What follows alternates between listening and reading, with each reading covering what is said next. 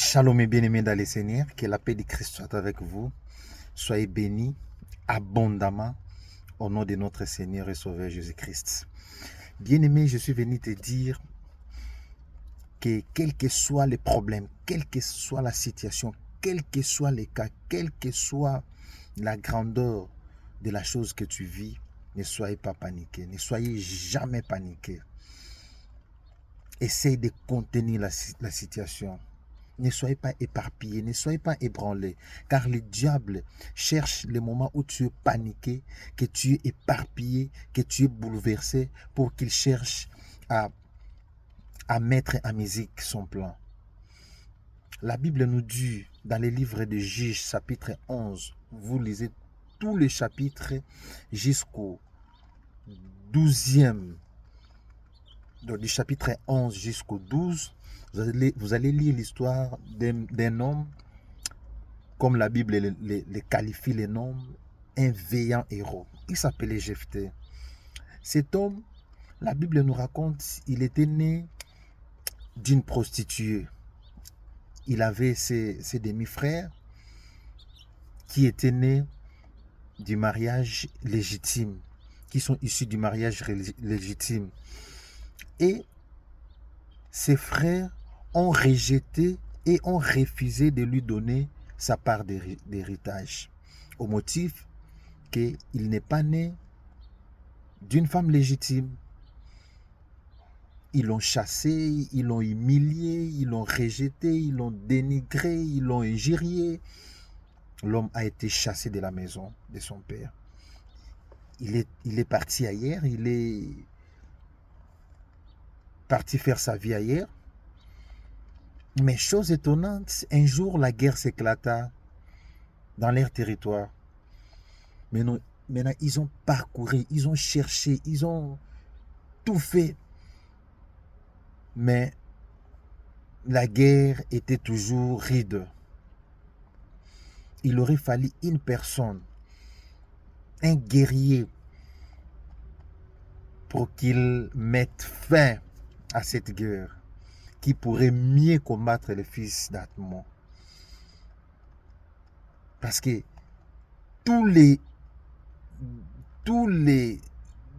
grands des géants hommes qui étaient dans les rangs, les rapports n'apportaient rien.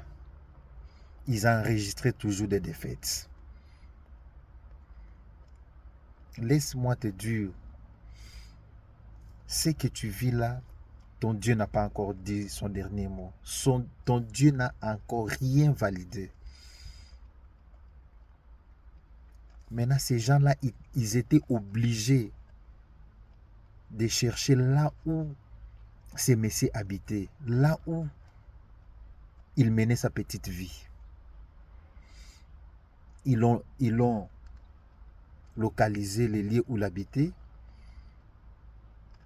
Ils l'ont trouvé. Maintenant, ils sont partis en position de faiblesse. Tous qui cherchent ton malheur, tous celles qui cherchent ton malheur, un jour, ils seront devant toi en position de faiblesse au nom de Jésus-Christ. La Bible nous dit quoi? La Bible nous dit, maintenant, Jephthé leur a dit, mais vous avez usé de la haine, de la jalousie contre moi. Vous m'aviez méprisé, vous m'aviez humilié, vous m'aviez piétiné. Mais aujourd'hui, vous êtes venus vers moi. Parce qu'il y a une guerre dans notre territoire. Et si jamais j'ai sorti vainqueur, accepteriez-vous que je sois votre chef? Ils ont dit oui. Nous allons accepter toutes les conditions auxquelles nous allez nous donner.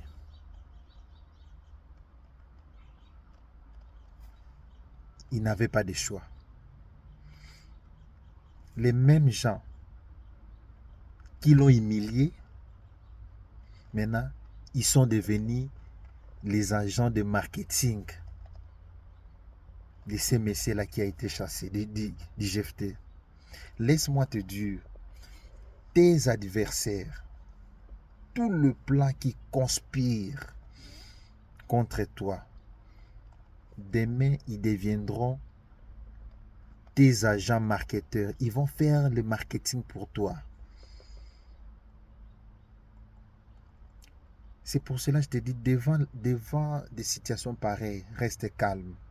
La Bible nous dit dans les livres de Exode, gardez silence, moi je combattrai pour vous. Ne soyez pas intimidés par les racontars, par leurs mensonges, par leurs calomnies. Reste focus, reste droit. La Bible nous dit, si les fondements sont renversés, que fera le juste? Le juste, il invoquera l'Éternel. Il retournera ses yeux vers les montagnes, là où viendra son secours. Le juste ouvrira dans le livre de Jérémie 33, 3. Il invoquera Yehoshua Hamashiach. Bien-aimé, laisse que tous ceux-là qui cherchent à te nuire, qui cherchent à déstabiliser ta famille, ton travail, ton avenir, que Dieu transforme ça autrement. Que l'humiliation soit dans leur camp. Et ils viendront te chercher pour que tu sois leur chef. Dans le nom puissant de Jésus-Christ. La Bible nous dit, celui qui croit sera sauvé, lui et sa famille. Jephthé a été chassé, a été humilié, mais l'humiliation a tourné contre